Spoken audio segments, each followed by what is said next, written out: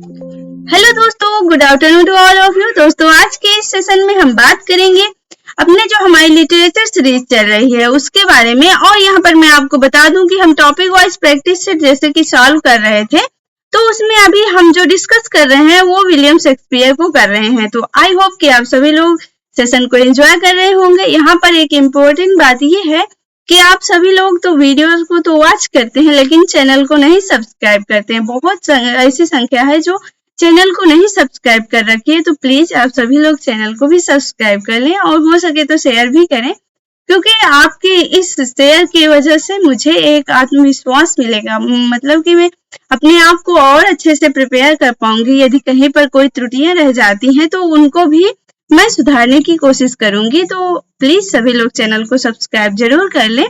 तो चलिए हम आगे बढ़ते हैं। आज की जो हमारी सीरीज है जिसमें कि हम विलियम शेक्सपियर से रिलेटेड जो क्वेश्चन थे उनको कर रहे थे, तो यहाँ पर जैसे कि हम देख पा रहे हैं कि कुछ क्वेश्चन ऐसे हैं जो हम कर चुके थे और कुछ ऐसे क्वेश्चन हैं जो अभी हम कर रहे थे। तो दोस्तों, ये जो सीरीज है हम इसको आगे बढ़ा रहे हैं और आशा करती हूँ कि आप सभी को ये वीडियो भी पसंद आएगी। तो यहाँ पर जैसे कि हम 25 क्वेश्चन को अभी तक कर चुके हैं, अब हमारा जो नेक्स्ट क्वेश्चन है वो 26 क्वेश्चन है और हम इसको धीरे धीरे ऐसे करके जो हमारे टॉपिक वाइज प्रैक्टिस चल रही है उसे हम कवर कर लेंगे। तो चलिए देखते हैं जो हमारा आज का क्वेश्चन है।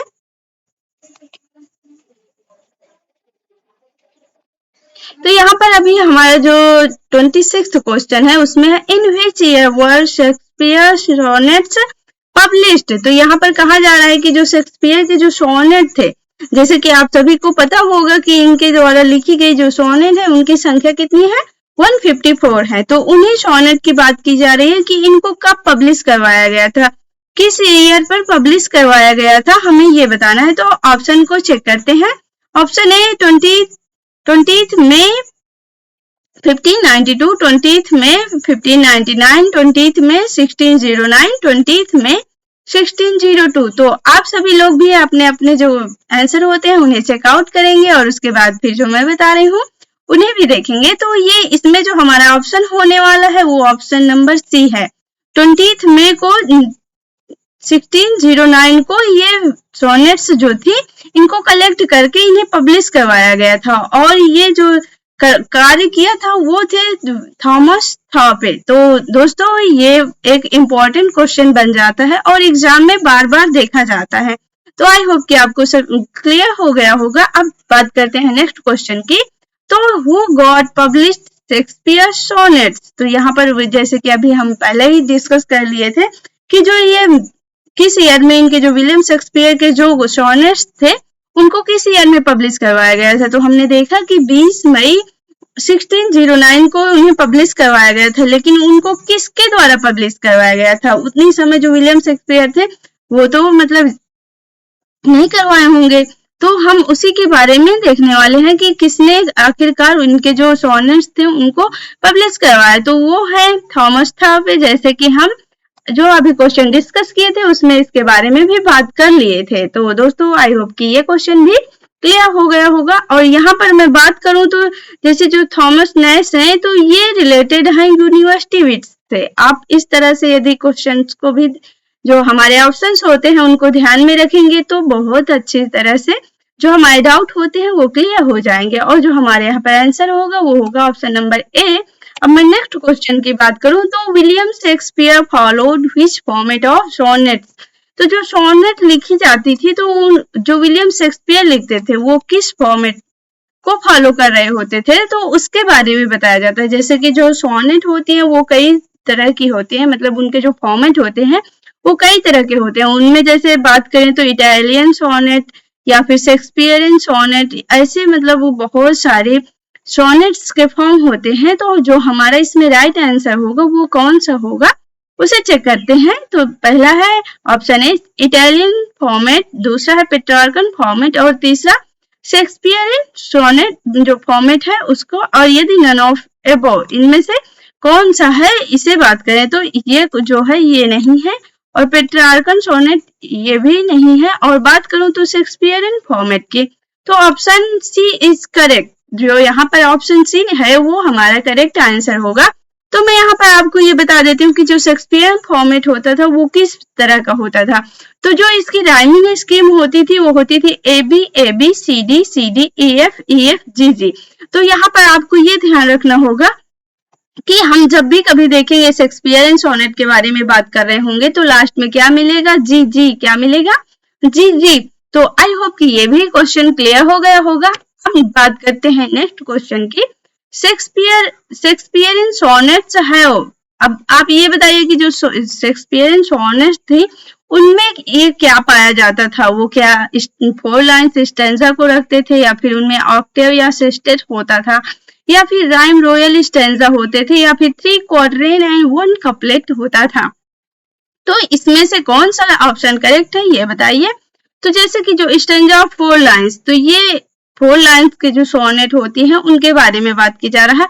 ऑक्टेव का मतलब होता है जिसमें कितनी लाइन हो, 8 लाइन हो, और सेस्टेट मीन्स जिसमें 6 लाइन हो तो उसे सेस्टेट बोलेंगे, और जहां जिस पोयम में 8 लाइन होती है उसे ऑक्टेव बोलेंगे। अब यहाँ पर बात करती हूँ कि हमारा जो ऑप्शन करेक्ट ऑप्शन है वो ऑप्शन नंबर डी है, जिसमें डी ऑप्शन में है 3 क्वाड्रेन एंड 1 कपलेट। तो अब इसको समझेंगे कि किस तरह से ये हमारा जो ऑप्शन है ये करेक्ट है। तो देखिए, जो विलियम शेक्सपियर थे वो अपनी सोनेट को लिखते थे 3 क्वाड्रेन में और 1 कपलेट।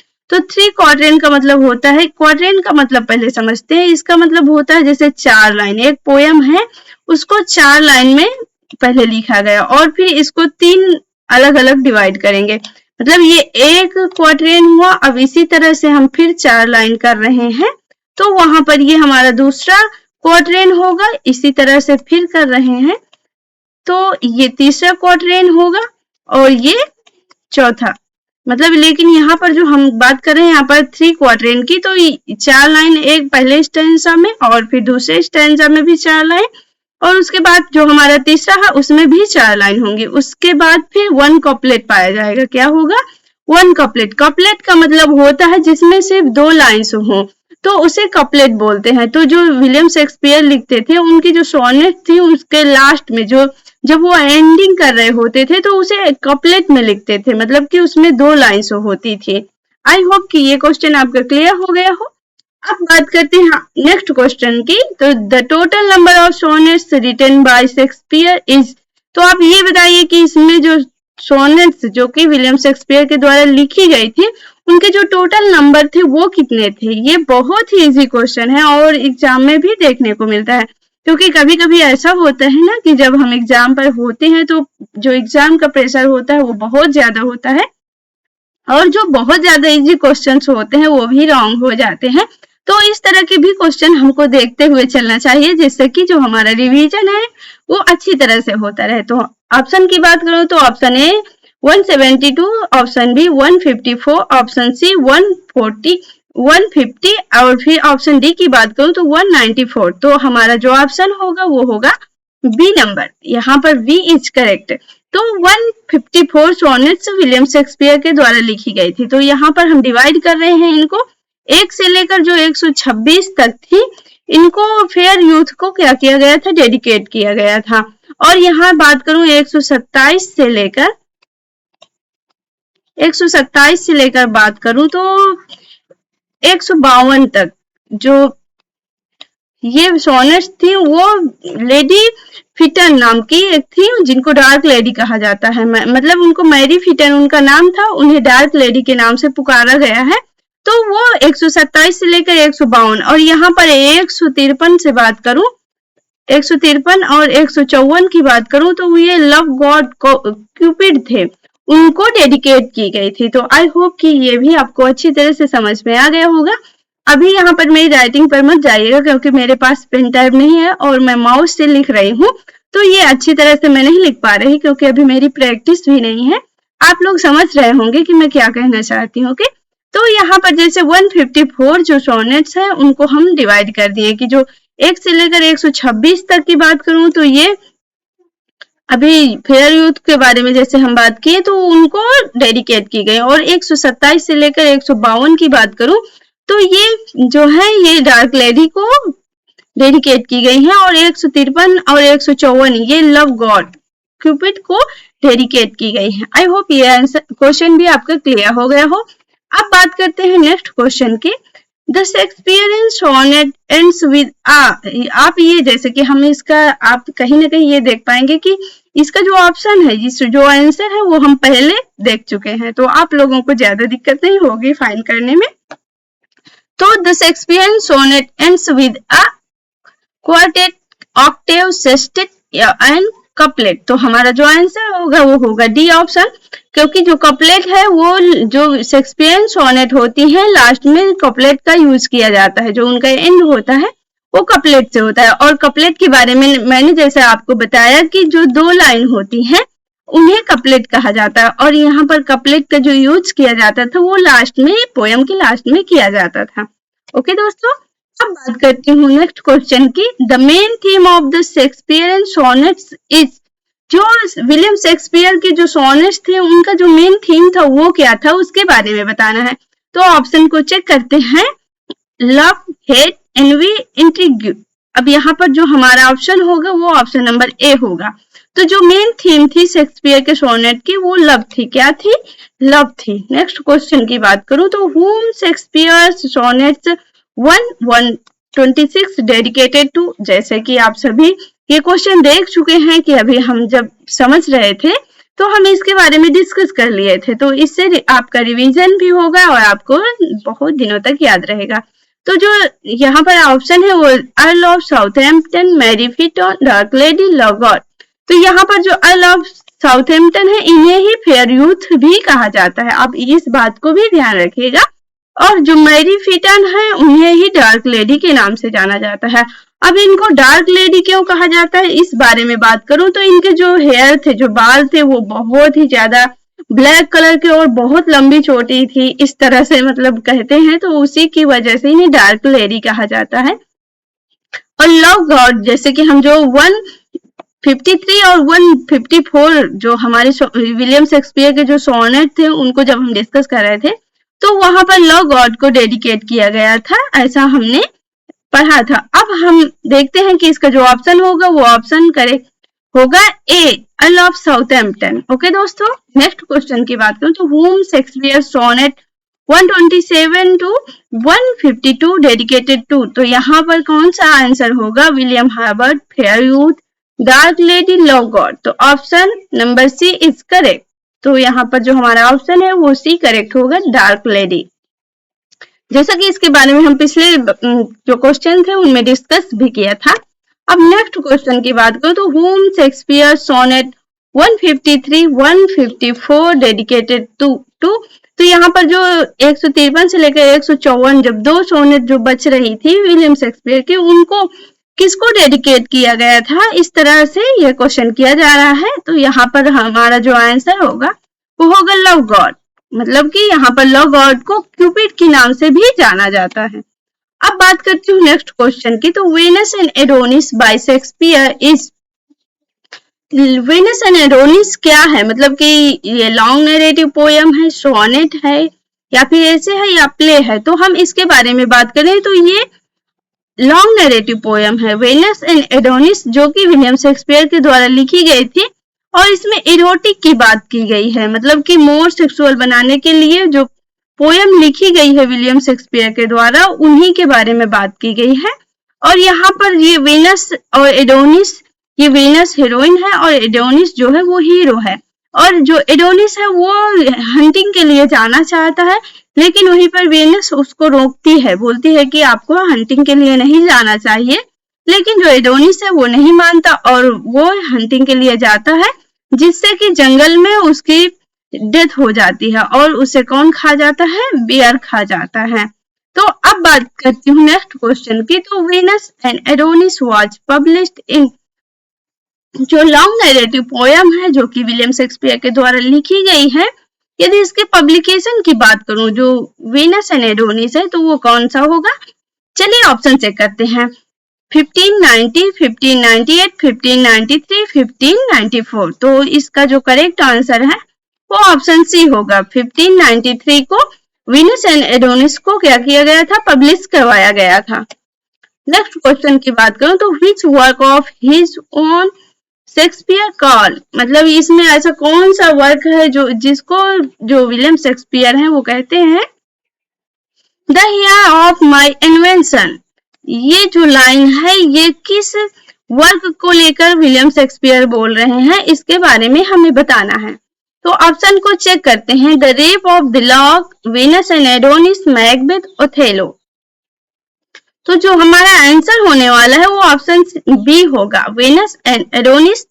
जो विलियम शेक्सपियर है अपने एक वर्क को जिसका नाम है वीनस एंड एडोनिस, और ये किस तरह का है, ये एक लॉन्ग नैरेटिव पोयम है जिसे जो विलियम शेक्सपियर वो कहते हैं the year of my invention.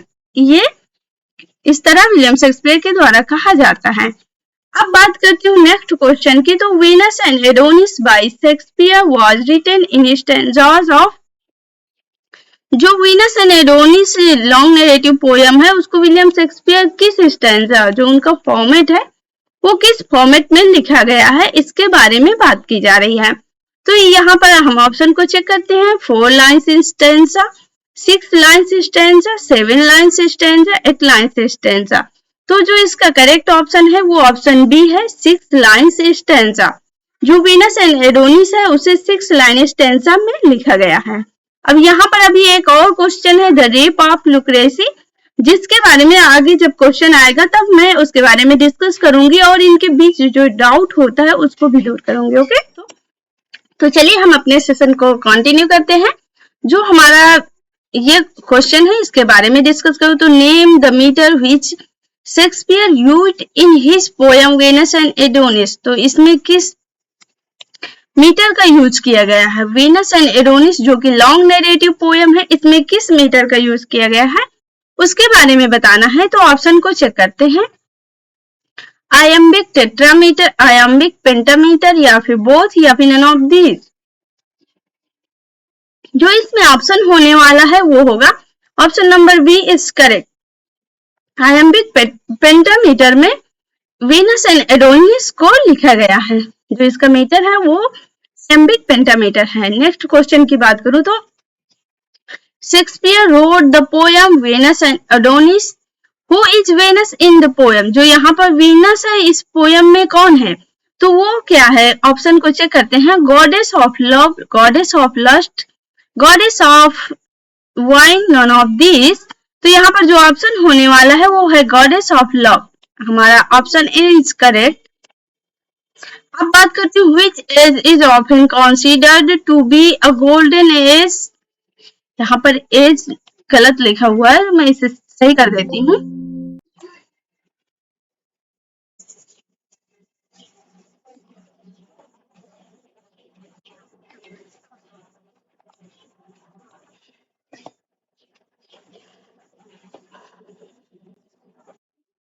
Which age is often considered to be a golden age in English history। तो यहाँ पर आपको ये बताना है कि गोल्डन एज किस एज को कहा जाता है जो कि इंग्लिश हिस्ट्री से रिलेटेड है। ऐसा कौन सा एज है जो कि कहा जाता है गोल्डन एज। तो अब चलिए ऑप्शन को चेक करते हैं। Age of Chaucer, romantic age, Jacobean age, Elizabethan age. तो इन एज में से कौन सी ऐसी एज है जिसको बोला जाता है गोल्डन एज। तो यहाँ पर जो हमारा ऑप्शन डी है ये करेक्ट आंसर है। एलिजाबेथन एज को क्या कहा जाता है, गोल्डन एज के नाम से जाना जाता है इंग्लिश हिस्ट्री में। अब नेक्स्ट क्वेश्चन की बात करूं तो the rhyming scheme of Shakespeare sonnet is. आप ये बताइए कि इसमें जो राइमिंग स्कीम है शेक्सपियर सोनेट की वो कौन सी है। इनको चेक करते हैं ऑप्शन को। A B C D E F G G. और ऑप्शन बी की बात करूं तो ए बी सी डी। फिर ऑप्शन सी की बात करूं तो ए बी सी। और ऑप्शन डी की बात करूं तो ए बी सी डी। तो दोस्तों यहाँ पर जो हमारा करेक्ट आंसर है वो है option A B C D E F G G. तो यहाँ पर जैसे मैंने आपको बताया कि हम किस तरह से पहचानने की कोशिश करेंगे, तो जी जी जब हमको किसी फॉर्मेट में जी जी नजर आ जाता है, वैसे तो बहुत इजी है, बहुत आसानी से याद हो सकता है। A B C D E F G G. ये किसका फॉर्मेट है, शेक्सपियर एंड सोनेट का है। तो ओके दोस्तों, आई होप कि लर्न हो गया होगा। अब बात करती हूँ नेक्स्ट क्वेश्चन की। The rape of Lucrece by Shakespeare is, तो इसमें बताइएगा कि जो शेक्सपियर के द्वारा द रेप ऑफ लुक्रेसी लिखा गया है उसको किस फॉर्मेट में लिखा गया है, मतलब वो किस फॉर्म में लिखी गई है। तो ऑप्शन की बात करूं तो लॉन्ग नैरेटिव पोएम, प्ले, एसे, सोनेट। तो हमारा ऑप्शन ए इज करेक्ट। जो द रेप ऑफ लुक्रेसी है इसको लॉन्ग नैरेटिव पोएम में क्या किया गया है, लिखा गया है। किसके द्वारा? शेक्सपियर के द्वारा। अगले क्वेश्चन की बात करूं तो the rape of Lucrece by Shakespeare was written in stanza of, तो इसमें इसको किस स्टैंजा फॉर्म में लिखा गया? 4 lines stanza, 7 lines stanza, 6 lines stanza, 8 lines stanza. तो इसमें जो हमारा ऑप्शन होने वाला है करेक्ट आंसर इज बी। यहाँ पर 7 लाइन्स स्टैंजा जो है वो करेक्ट होगा, क्योंकि जो अभी हम जैसे कि पिछले क्वेश्चन में बात किए थे कि जो उसका वीनस एंड एडोनिस वाला क्वेश्चन था उसमें देखे थे कि जो उसका स्टैंजा कौन से स्टैंजा में लिखा गया था, तो वहां पर 6 लाइन स्टैंजा का यूज किया गया था, लेकिन जो द रेप ऑफ लुक्रेसी है इसे 7 लाइन स्टैंजा में लिखा गया है। तो आई होप कि दोस्तों आप सभी को ये वीडियो पसंद आई होगी और सभी लोग चैनल को सब्सक्राइब करना ना भूलें और लाइक शेयर भी जरूर करें। Thanks for watching. Thank you very much. Have a great day.